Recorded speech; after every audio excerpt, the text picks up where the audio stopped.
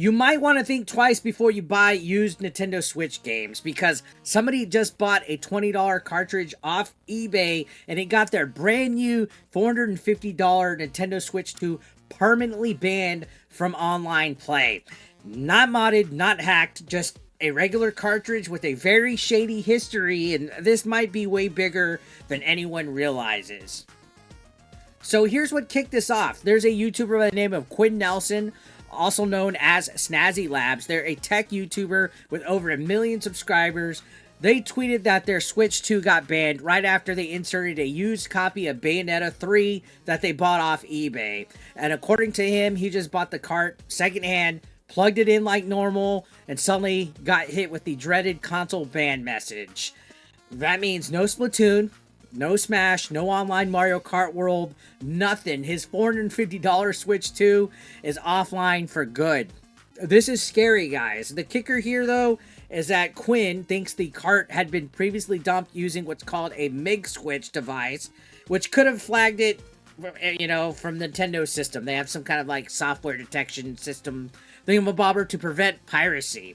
So what's the MIG Switch? If you guys don't know, the MIG Switch is a flash cartridge tool that lets people dump their physical Switch 1 games and unload them onto a micro SD card. You insert it into the cartridge slot, tap a button, and you can cycle through multiple games from one handy little device. You don't have to use multiple cartridges or anything like that. And it sounds convenient, right? But here's the catch. Here's the real issue here. Every legit cartridge, so this little cartridge that you see right here, has what's called a unique game ID tied to it.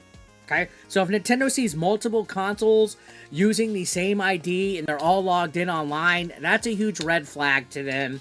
And this is where the bans come in. Like DSP says, banned, banned, banned, gone forever. Not because of piracy, but because of duplication.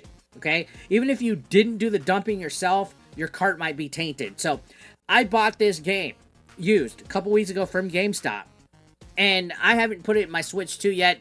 I'm glad I didn't, because I could run risk of getting my console banned if this whole story is true. If the last owner of this game used a MIG switch to dump the game onto their micro SD card, even though I didn't do it myself, I'm running risk of my Switch 2 being banned. That is a big yikes. So let's talk about Nintendo Switch 2's detection system, right? The Switch 2 is a much smarter console when it comes to online validation.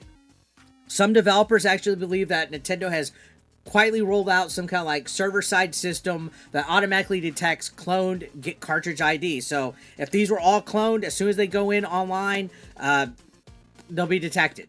Okay, it's like a digital fingerprint. Now these aren't all online games actually, but this is just for visual effect right here. All right, so let's say I have Smash Brothers or Splatoon 3, and I put it in. And then there's another person that might have actually previously had it, and it's on their MIG Switch. They go online too. If they see 2 or 3 consoles go online with the same ID from the dumped cartridge, that's a instant ban hammer. And that's the terrifying part, because again, like I said, it means you don't have to do anything that is wrong to lose access. You might even be totally innocent buyer, but your used cartridge has a dirty fingerprint on it that gets you flagged. And I think that's actually outrageous. I see on paper what Nintendo is trying to do with it, but this is scary. I'm glad some of my used games I actually bought months ago and haven't even put them into my Switch. I'm glad at that point, especially when you look at right now when you get all these games that have free Switch updates like Super Mario Deluxe and Super Mario Odyssey and Bowser's Fury and Splatoon 3 and Kirby and all those. They got Switch 2 updates. Previous Switch OG games, whichever ones actually have online gameplay, you're running risk of getting your console banned if somebody previously dumped it, if you bought it used. So now Snazzy Labs is insisting they never used a MIG switch on the Switch 2. And people quickly found a tweet actually from back in April where he actually talked about doing exactly that. So people are questioning, is this actually happening, right?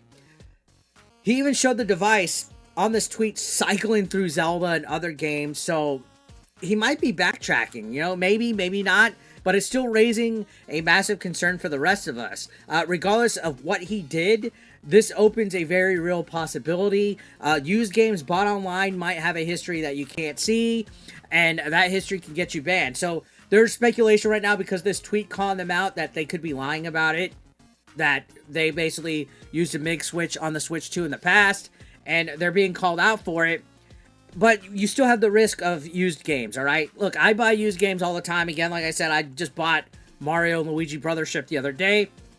You got Facebook Marketplace, Mercari, eBay, retro stores, you name it. Now I'm wondering how many of those cartridges in a store alone, like what are the odds, have been dumped by a previous owner?